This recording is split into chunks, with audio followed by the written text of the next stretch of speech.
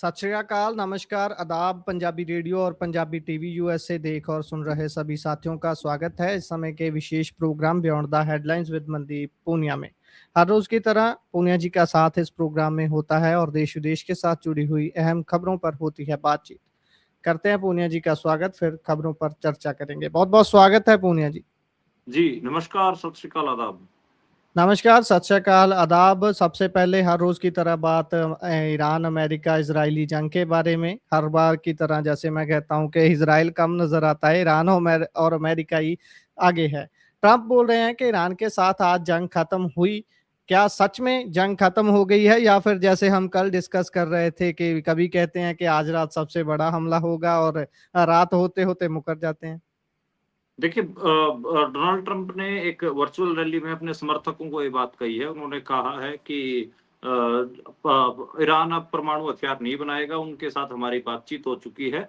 और इसको लेकर उन्होंने कहा है कि सब ठीक रहा तो जेडी वांस और खामेनेई की मुलाकात होगी और सारी चीजें आपको आने वाले दिनों में डील की मंजूरी खामेनेई ने दे दी है। तो आने वाले दिनों में आपको जो शांति समझौता है वो साइन होता दिखेगा। यूरोप में ये जो समझौता है ये साइन हो सकता है, ये बात उन्होंने कही है। और इसमें ये कहा कि जो जेडी वांस है वो इसमें जी। शामिल होंगे अमेरिका की तरफ से।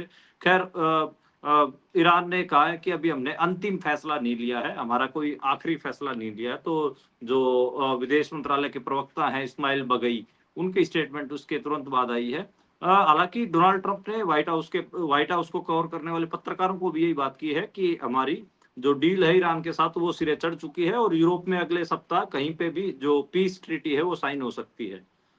खैर, अगर बात करें तो देखिए, 2 दिन पहले 10 जून को हम एक खबर के बारे में बात कर रहे थे कि आप सेटेबेलो जहाज के ऊपर अमेरिकी हमला हुआ था, जिसमें कुछ नाविकों की मौत होने की खबर थी। उस समय इंडियन मीडिया कोई नंबर नहीं चला रहा था। उस समय हम 3 कह रहे थे। तो आज एक कंफर्मेशन आई है कि हाँ, 3 भारतीय क्रू मेंबर्स की डेथ हुई है। उसमें अमेरिका में जो इंडिया में जो अमेरिकी एम्बेसडर है उनको भी तलब किया गया था।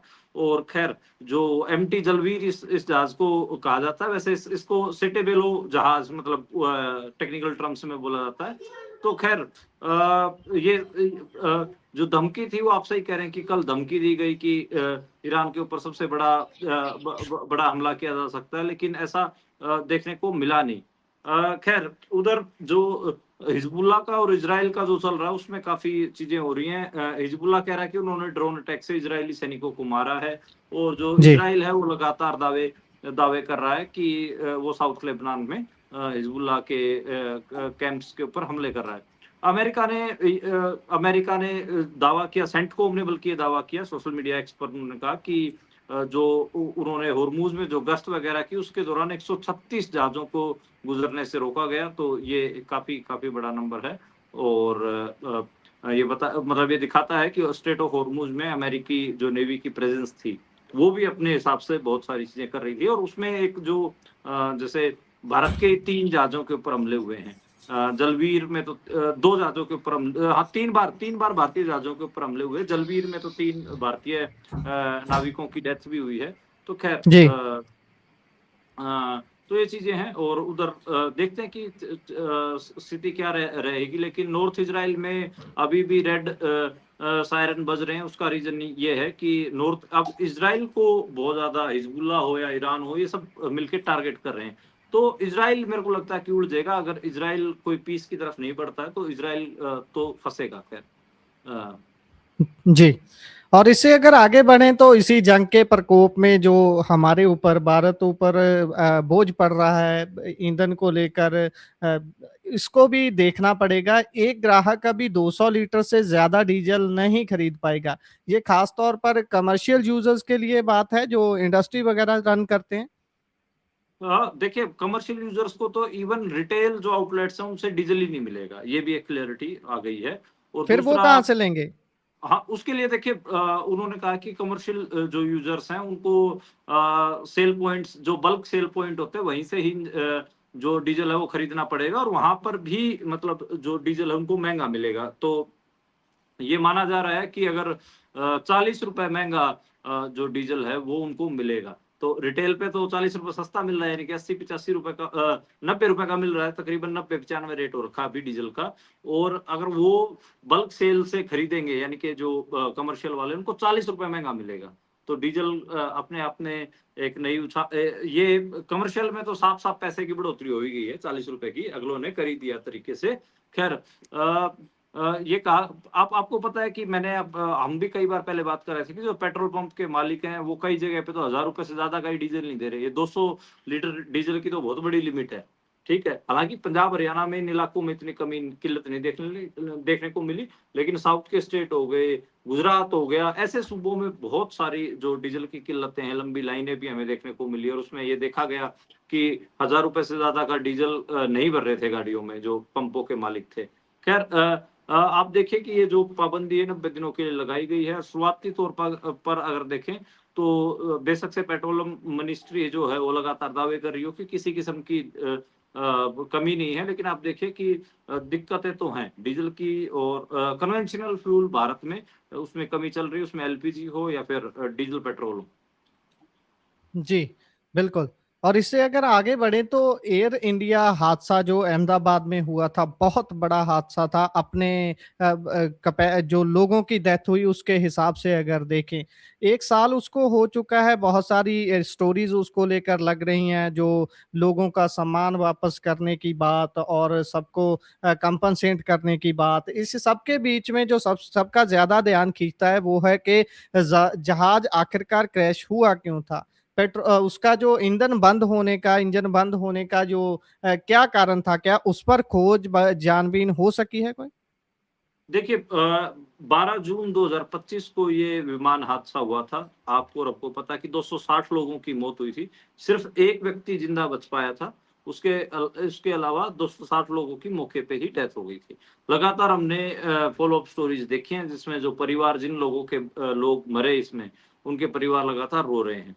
हाँ, सबसे इम्पोर्टेंट बात ये है कि बहुत सारे फॉलो अप मैंने भी देखे, रॉयटर्स के भी देखे और दूसरे एजेंसीज के भी फॉलो अप देखे। कहीं पर भी ये इस दावे की पुष्टि नहीं हो पा रही है कि जो इस बोइंग ड्रीमलाइनर 787 में जो ये हादसा हुआ, ये कैसे हुआ। कुछ ही सेकंड के अंदर अंदर जैसे ही उसने टेक ऑफ किया, कुछ ही सेकंड के अंदर ये दुर्घटना कैसे घटी, कोई क्लियरिटी कहीं पे भी नहीं है। और ये बताया जा रहा है कि एरोस्पेस जीई एरोस्पेस में इन्वेस्टिगेशन चल रही है, उसमें इंजन कैसे बंद हुए उसको लेकर जांच अभी पेंडिंग है, ये स्टेटस दिखाया जा रहा है। खैर जो एजेंसियां हैं, जांच एजेंसियों ने को बहुत सारा तंग किया, अखबार वालों ने, पत्रकारों ने, क्योंकि बहुत बड़ी स्टोरी भी थी।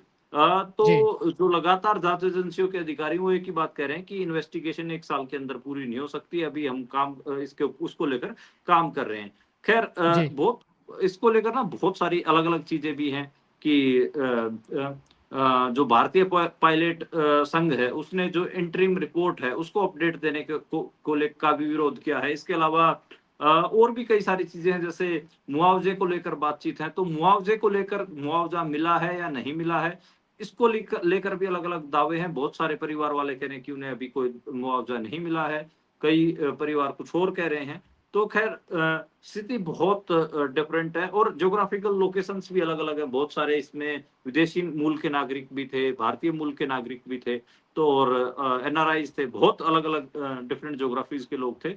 तो लेकिन एक चीज है कि 1 साल के भीतर हमने कितनी ही जो इंडिया में एयर स्पेस के अंदर खराबियां रही, फ्लाइट्स की गड़बड़ियां रही, उनके बारे में खूब सारी खबरें की। ये देखने को मिला कि इंडिया का जो एयर ट्रैफिक है वो कितना अनसेफ है, कितने अनसेफ उनके एरोप्लेन्स हैं, कितनी बार पैनिक की सिचुएशन बनी। शायद मुझे लगता है कि इस 1 साल के भीतर भीतर भारत को बहुत कुछ सीखने की जरूरत थी। बहुत सारी चीजें में सुधार भी हुआ है, लेकिन जितने सुधार की जरूरत है उतनी सुधार मुझे लगता है कि नहीं हुए हैं। डीजीसीए और पायलट्स के बीच में और कंपनियों के बीच में भी काफी विवाद हमें देखने को मिले इस बीच में। जी। और इससे अगर आगे बढ़ें तो कोलकाता की एक सरकारी बिल्डिंग में आग लगने की खबर है। यहाँ पर 4000 ईवीएम मशीनें रखी हुई थी।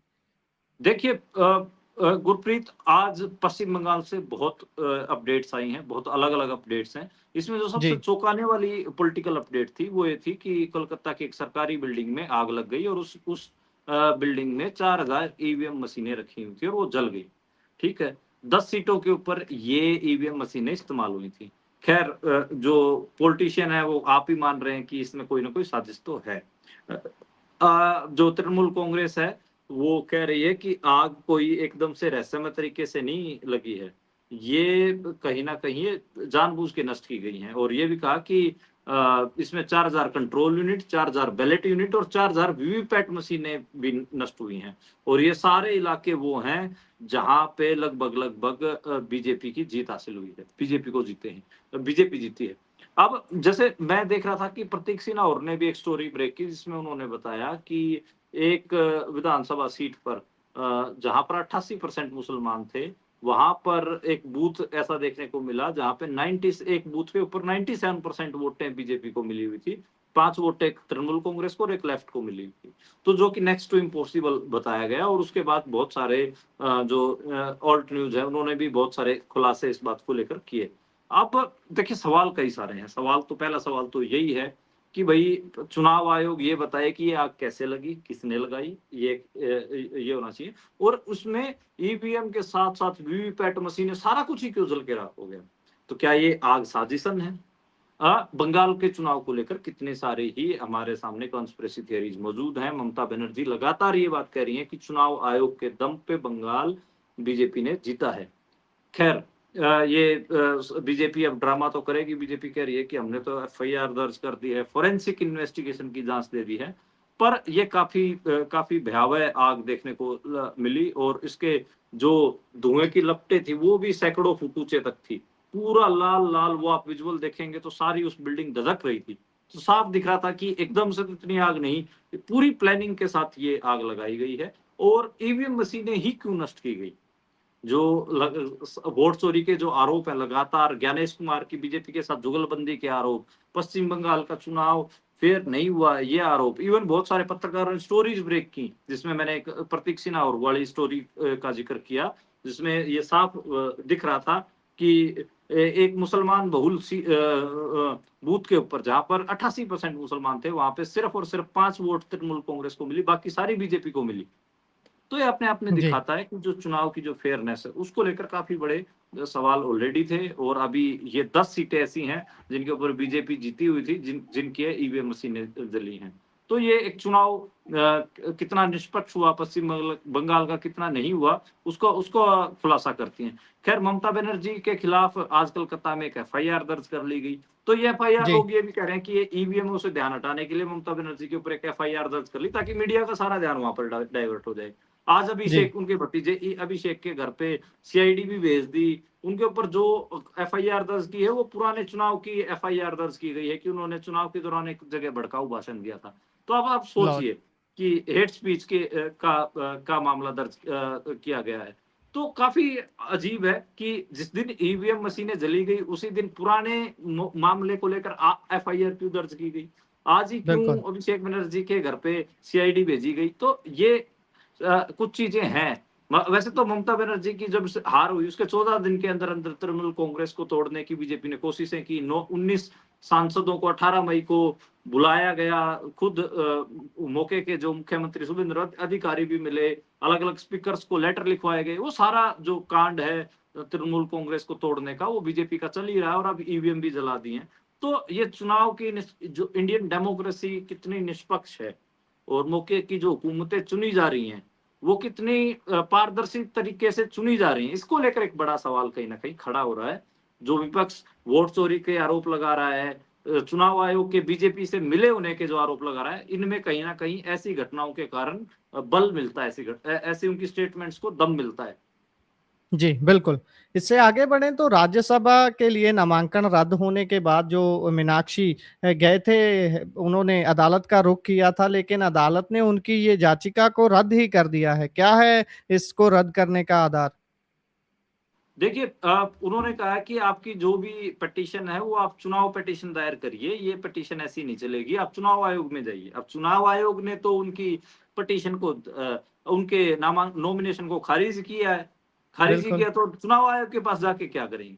देखिए साफ है, पहले मतलब मीनाक्षी नटराजन का पहले आप बयान सुनिए। उन्होंने साफ कहा कि जी, जो ये फैसला आया है, इससे साफ पता लगता है कि पहले वोट चोरी होती थी, इस बार सीट चोरी हुई है। जो जी, उनका नॉमिनेशन खारिज करके ये जो सीट है राज्यसभा की, वो बीजेपी के खाते में चली गई है। मध्य प्रदेश का ये मामला है। मध्य प्रदेश से क्योंकि संख्या बल कांग्रेस के पास था, जिसमें दिख रहा था कि 2 जो राज्यसभा एमपीज हैं, वो कहीं न कहीं बीजेपी के जीतेंगे, एक कांग्रेस का जीतेगा। लेकिन 3 के 3 अब दिख रहे हैं, अब बीजेपी के जीत गए हैं। खैर अब करे भी क्या? हालाँकि मीनाक्षी नटराजन, आपको पता है उनको और एक अहम ज़िम्मेदारी भी दी गई है कांग्रेस की तरफ से। उनको पंजाब का, आपको पता हो, प्रभारी लगाया गया। 3 ऑब्जर्वर नियुक्त किए गए हैं पंजाब कांग्रेस में जो खटपट चल रही है उसको देखने के लिए। एक तो अजय माकन जी, और दूसरे मीनाक्षी नटराजन और एक जाटव हैं, भजन लाल जाटव। तो ये मीनाक्षी नटराजन राहुल गांधी की बहुत कोर मेंबर मानी जाती हैं, यानी कि भूपेश बघेल जो कांग्रेस के इंचार्ज हैं, वो ठीक से शायद अपडेट नहीं दे पा रहे होंगे, इसलिए ये ऑब्जर्वर नियुक्त किए गए हैं। ये एक बड़ी घटना है। खैर मीनाक्षी नटराजन राज्यसभा तो नहीं पहुंच पाएंगी, ये एक अपने आप में बड़ा सवाल है, लेकिन उनकी स्टेटमेंट बड़ी जो दोबारा सुनने की जरूरत है कि पहले जी, सिर्फ ये वोट चोरी कर रहे थे, अब मेरी सीट ही चोरी कर ली, मतलब हुँ, चुनाव ही नहीं लड़ने दे रही है अपोजिशन को। तो ये अपने आप में बिल्कुल। एक बड़ी स्टेटमेंट है। जी, इससे आगे बढ़े तो हिमाचल में हम देख रहे हैं लगातार वहाँ से वीडियोज़ आ रही हैं कि कैसे लोगों का तांता लगा हुआ है, बहुत बड़े-बड़े जाम देखने को मिल रहे हैं, लोग छुट्टियाँ मनाने के लिए और गर्मी से बचने के लिए उस तरफ जा रहे हैं। लेकिन ऊपर से मौसम भी क्रूर नज़र आ रहा है, 24 घंटों में फ्लैश फ्लड का अलर्ट भी जारी हो गया। देखिए फ्लैश फ्लड और एकदम से बारिश होना, तेज बारिश होना, ये किस चीज की घटनाएं हैं? ये इनको हम एक्सट्रीम वेदर कंडीशंस बोलते हैं। हुँ, हिमालयाज में आपको पता है कि पिछले 10 साल से लगातार एक्सट्रीम वेदर कंडीशंस घट रही हैं। मॉनसून को लेकर ही इतनी सारी दिक्कतें थी। लगातार 12 जिलों में, हिमाचल प्रदेश में पिछले, आप याद करिए कि 20 दिन से लू के अलर्ट रहे हैं। ठीक है, इतना हमने कभी हिमालयाज में देखा भी नहीं था कि हीट वेव के अलर्ट रहे होंगे। तो कभी एल नीनो ईयर का खतरा था, कभी मॉनसून के लेट होने का खतरा था, लेकिन एकदम से मौसम बदला और एक्सट्रीम, और मौसम बदला भी तो एक्सट्रीम वेदर कंडीशंस की तरफ गया। उसमें फ्लैश फ्लड के खतरे 24 घंटे अगले रहेंगे। जो जी, बारिश है वो बहुत तेज हुई, कसौली में तो बहुत तेज बारिश हुई है। कसौली आज मैं चंडीगढ़ में था, तो चंडीगढ़ से कसौली के पहाड़ साफ दिख रहे थे, तो समझ आ रहा था कि बहुत तेज बारिश वहां पर हुई है। तूफान 81 किलोमीटर प्रति घंटा की रफ्तार से तूफान चले हैं। जो लोग छुट्टियां मनाने के चक्कर में या फिर उधर पहाड़ों की तरफ जा रहे हैं, उनको रुकना चाहिए। एक्सट्रीम वेदर कंडीशंस हिमालयाज में घट रही हैं। पिछली बार का आप मॉनसून याद करिए कि कैसे मंडी में या फिर हिमाचल प्रदेश के तकरीबन 4 जिले ऐसे थे जहां पर बहुत ज्यादा नुकसान हुआ था। तो धर्मपुर, पालमपुर, सोलन, ये सारे इलाके ऐसे हैं आज, हमीरपुर, जहाँ पे तूफान भी चलेंगे, जहाँ पे तेज बारिश भी होगी और फ्लैश फ्लड की घटनाओं का खतरा भी है। खैर बात करें कि कुछ नुकसान हुआ छोटा मोटा, जैसे जो आपको पता हो, वन गुज्जर जो समुदाय होता है, वन गुज्जर भेड़ बकरियां या फिर भैंसे या गाय वगैरह रखते हैं, तो उनकी 20 भेड़ बकरियां इस फ्लैश फ्लड में एकदम से वो जो नदी का, सूखी नदी होती है जो अपन कहें कि जिसको ऐसा दरिया माना जाता है जो सिर्फ बारिश के टाइम पे चलता हो, तो वो उस दरिया में वो भेड़ बकरियां चल रही थी, घास, एकदम से फ्लड आया और वो 20 की 20 बकरियां बह गई। तो ऐसे नुकसान तो अब आगे को देखने को मिलेगा। हालांकि जो टेम्परेचर है वो हिमालयाज में गिरा है, ये एक सुखद खबर है, लेकिन एक्सट्रीम वेदर कंडीशंस कुछ टाइम के लिए आपको देखने को मिलेंगी। जी। और उधर अमेरिकी हमले में भारतीय 3 लोग जो मारे गए हैं, उनमें से एक मृतक आदित्य के शव का इंतज़ार परिवार कर रहा है, गाँव में मातम छाया हुआ है और भारतीय सरकार ने भी वैसे शायद अमेरिकी एक डिप्लोमेट या एक और अधिकारी को तलब किया था शायद आज। हाँ, वो तो एम्बेसी ऑफिस से बुलाया गया था, लेकिन बात तो ये है ना कि 3 बार भारतीय जहाज़ों के ऊपर हमले वेसल्स हुए, पर जो ये हमला हुआ। हाँ, ये जो जलवीर जहाज़ था जिसको, इसके ऊपर जो हमला हुआ है, इसमें हमीरपुर, जो हिमाचल प्रदेश का जिला है हमीरपुर, उसके बालू गाँव का एक लड़का था, 23 साल का, मर्चेंट नेवी में था, आदित्य शर्मा, तो उसकी डेथ हुई है। 3 लोगों की डेथ होने की खबर है भारत के। ये शायद वही नौजवान तो नहीं था जिसने अभी जॉइन ही किया था पिछले 6 हाँ, महीनों हाँ। के अंदर-अंदर? हाँ। मतलब ये जी। बहुत यंग यंग नौजवान था, 23 साल का ही था, और इसके अब बात करें तो इसके गाँव में मातम पसरा हुआ है, डेड बॉडी का इंतज़ार किया जा रहा है कि पता नहीं कब ये जो वापस है ये आएगा। खैर प्रधानमंत्री मोदी से और मुख्यमंत्री से जो गाँव वाले हैं, वो जल्दी से डेड बॉडी मंगवाने की अपील कर रहे हैं। 7 महीने पहले ये वहाँ पर गया था और 7 महीने अब लौटने वाला था, लेकिन खैर ये बच्चा पूरा हो गया है। उनके पिता हैं राजेश शर्मा, उन्होंने ये कहा है कि जो जहाज को डेंजर जोन में लेके कौन गया, तो उस शिप के कैप्टन के ऊपर भी कार्रवाई होनी चाहिए, तो उन्होंने कार्रवाई की मांग की है। और उन्होंने ये भी कहा है कि जब इतना मामला चल ही रहा था तो भारतीय जहाजों को डेंजर जोन में ले जाने की परमिशन क्यों दी गई। खैर सवाल बहुत सारे हैं, मेरे को लगता कि ऐसे सवालों के जवाब मिल पाएंगे। युद्ध किसी और देशों के बीच में है और नुकसान भारत के कई लोगों का हुआ है।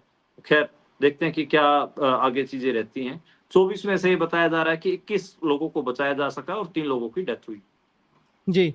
और हरियाणा सीएम बोल रहे हैं कि पंजाब के इस सरकार ने उनका कार्यक्रम रोकने की कोशिश की। देखिए, पटियाला जिले की एक घटना बताई जा रही है। पटियाला के राजपुरा में सैनी समाज के एक सम्मेलन में शामिल हुए थे। वहाँ पर जी। उन्होंने सैनी समाज में संदेश देने की कोशिश की है कि देखो, जो यहाँ के मुख्यमंत्री हैं भगवंत मान, वो हमारे कार्यक्रम नहीं होने दे रहे। तो उसमें जी। एसएसपी को ये भी बताया कि मैं एक कार्यक्रम के लिए जाना चाह रहा था, लेकिन एसएसपी का मेरे स्टाफ को फ़ोन आया और उनको कहा गया कि वहाँ ना जाऊँ और मेरे को वहाँ पे यहाँ पर काम नहीं करने दिया जा रहा है। तो इसके अलावा उन्होंने बहुत सारी बातों का ज़िक्र किया कि हरियाणा में हमने इस किस्म की योजनाएँ चला रखी हैं, इनको पंजाब में भी लागू करेंगे। तो वो पंजाब के लोगों को बहकाने के लिए बीजेपी ने उनको छोड़ तो रखा है और वो उनको ये कहा भी ये गया कि आप सैनी वोटों को कम से कम अपने काबू में लो। तो बीजेपी हुँ। करती भी ऐसे ही है। मुझे लगता है कि हरियाणा में उन्होंने कितना विकास किया है, क्या काम किया है, एक बार खुद पंजाब के लोग जानते भी हैं। हरियाणा के लोगों के साथ पंजाब के लोगों की कोई ज़्यादा दूरी तो है नहीं। किसी की बिल्कुल। रिश्तेदारियां हैं, कोई ऐसे दोस्ती किसान आंदोलन के दौरान पड़ गई होंगी, और भी बहुत सारे मामले होंगे। तो आप कम से कम फोन करके हरियाणा वालों से जरूर पूछ लेना कि बीजेपी ने कितना भला हरियाणा का कर दिया है। बल्कि हरियाणा को आप जातियों में आपस में लड़ा और दिया है। ठीक है, हरियाणा में एकता और बिल्कुल। खत्म कर दी है। तो खैर देखते हैं कि क्या स्थिति रहती है, लेकिन हाँ ये जरूर है कि नायब सैनी को बीजेपी पंजाब में सैनी वोटरों को अट्रैक्ट करने के लिए ही इस्तेमाल करेगी। और वो जो अब ये ड्रामा भी कर रहे हैं कि मेरे को रोका जा रहा है, मेरे को पंजाब में काम नहीं करने दिया जा रहा, भगवंत मान रोक रहे हैं, उसकी पुलिस रोक रही है, तो ये कर भी सैनी समाज के मीटिंग्स में ही जाके कर रहे हैं ड्रामा भी। तो खैर मेरे को लगता है कि पंजाब में कोई कास्ट पोलराइजेशन जैसी स्थिति बना पाएगी बीजेपी। कोशिश तो उन्होंने पिछले चुनाव में भी की थी कि दलित वर्सेस जट करवा दिया जाए, वो बहुत सारी जी। कोशिशें करते हैं। तो अब की बार ये देखा जा रहा है कि ओबीसी वर्सेस जट करवाने की कोशिश कहीं ना कहीं बीजेपी कर रही है। इसी के साथ प्रोग्राम का समय यहाँ समाप्त होता है। अब जुड़े जानकारियाँ साझा की, बहुत बहुत धन्यवाद। धन्यवाद।